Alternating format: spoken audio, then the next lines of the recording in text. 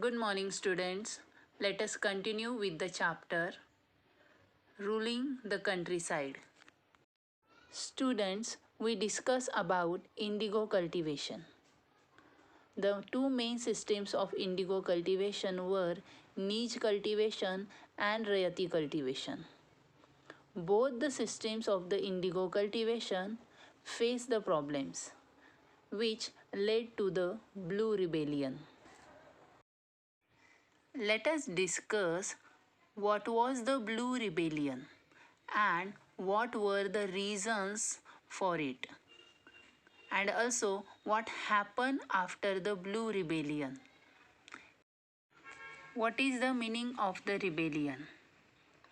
When you go against of something or someone, when you oppose to something or someone, that is known as rebellion. As told by the planters, the Rayat of Bengal were cultivating indigo. But in March 1859, Bengal Rayat refused to grow indigo. This rebellion was related to the blue color. That's why it was known as Blue Rebellion, as the blue also relates to the indigo. The Indian cultivators of the Bengal refused to pay rent to the planters, for example, interest.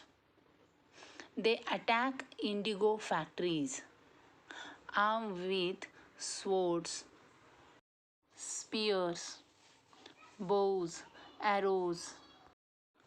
The cultivators who work for the planters were socially boycotted. Boycotted means others would not like to have contact with them. Gomasthas were beaten up by Indians. Who were these Gomasthas? These were the paid servant of planters. They hired these people, gave salary to collect indigo from peasants. So these Gomasthas were beaten up by the indigo cultivators. Now riots decided not to take advance from these planters. They also decided they would not be bullied by the planters' lathials. Here the meaning of the bullied means seek to harm someone else, and lathials means these people who were the bodyguards of the planters. Student, now let us understand that what were the reasons which led to the Blue Rebellion. Indigo cultivators were exploited from the beginning because of the oppressive system. But what gave them the power to rebel at this point? We learn when we were discussing the problem of the niche cultivation and rayati cultivation. There we learn about the local zamindars and village headmen who were listening to the Britishers. But in 1859, the Indigo riots felt that they had the support of the local zamindars and village headmen in their rebellion against the planters. Before this, the zamindars and headmen, with the support of the planters, were forcing the Indigo riots to sign the agreement. But now they told the cultivators refuse those agreements. Therefore, these cultivators thought that village headmen and zamindars are supporting them in the rebellion against the planters. The planters brought the change into the cultivation system which was not beneficial to the village headmans and zamindars. Before British, zamindars and village headmen had power and they were supporting the riots. But after Britishers, they did not have the power. The second reason was the Indigo peasants thought that the British government was supporting them. Why the British government supported the Indigo peasants in their struggle against the planters? What was the reason behind it? The Blue Rebellion took place in 1859 after the revolt of 1857, which was considered the First World War for the independence.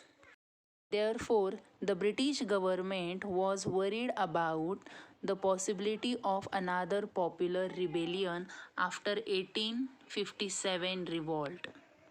Students, we are going to learn in detail about the revolt of 1857 in the 5th chapter of history. After spreading the news about Blue Rebellion, the Lieutenant Governor toured the region. He observed the region in the winter of 1859. Due to this, riots thought that they had sympathy for their plight, their condition. Means riots perceive it as a sign of sympathy of the British government. Given picture is of Ashley Eden, who was the magistrate in Bengal. He issued a notice that riots would not be compelled to accept indigo contracts. It means no compulsion to assign contract. Riots thought magistrate was supporting to them. So why not to rebel? Because the planters were supporting to the cultivators for assigning the contracts. But magistrate told to the riots they could refuse the contracts if the planters are forcing to them. But farmers interpreted in wrong way. They broke all the agreements and start the rebel. What was the reason to give such a statement by the Ashley Eden? That he was trying to placate peasants. To placate means to make less angry. So he wanted to try that. That's why he gave such a statement. He issued the notice. But his action was read as support for the rebellion. So these were the reasons which led to the Blue Rebellion. Now what happened after the rebellion? Let's see. When the writers, intellectuals came to know about the Blue Rebellions, they started to write plays, stories. They wrote about the misery of the riots, the tyranny of the planters, and the horrors of the indigo system. Army was called to give the protection to the planters. The Indigo Commission was also set up to inquire into the system of indigo production. It was set up to solve the issue between the planters and the cultivators. This commission setup found the planters guilty that they exploited the cultivators, they misbehaved with them. Indigo production was not profitable for ryots. Therefore, they told, fulfill the existing contract, complete the existing contracts. And if the next contracts would be benefited to them, then only accept it. Otherwise, they could refuse the contracts. In this way, the matter was solved. But the factory should get the supply of indigo production. Now, from where the planters will get the indigo?